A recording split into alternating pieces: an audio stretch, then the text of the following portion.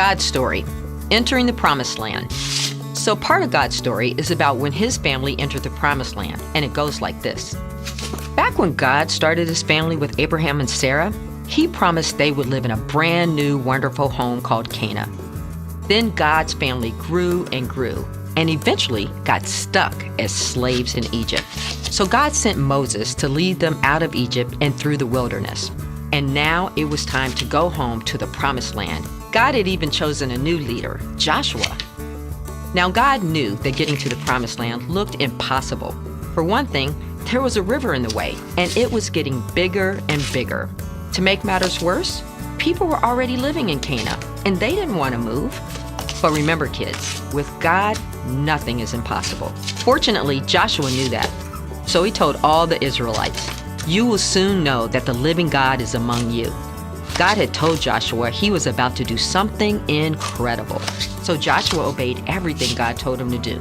First, God said to send the priest to the Jordan River ahead of everyone else. The priest's job was to help God's family talk to God.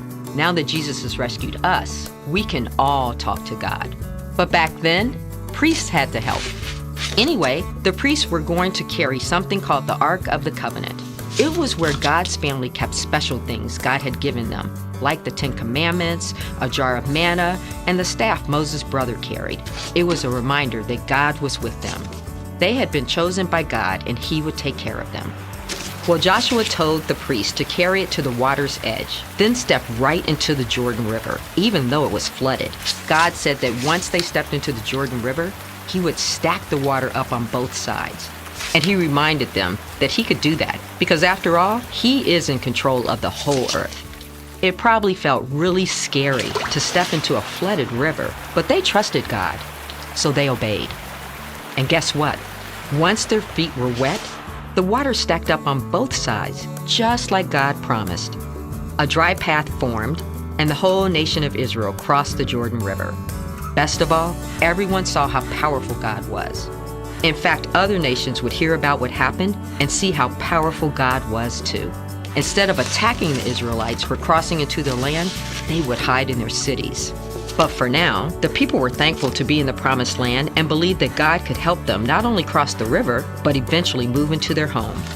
God didn't want his family to forget that either. So he told Joshua to send 12 men to get one stone each and pile them up. Every time they returned to the Jordan River, they would see the pile.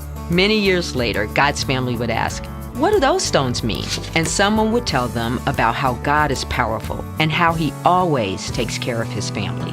And that's the story of when God's family entered the promised land. So in case you missed it, here's the quick version. God promised a home. He chose Joshua to lead. A river was in the way.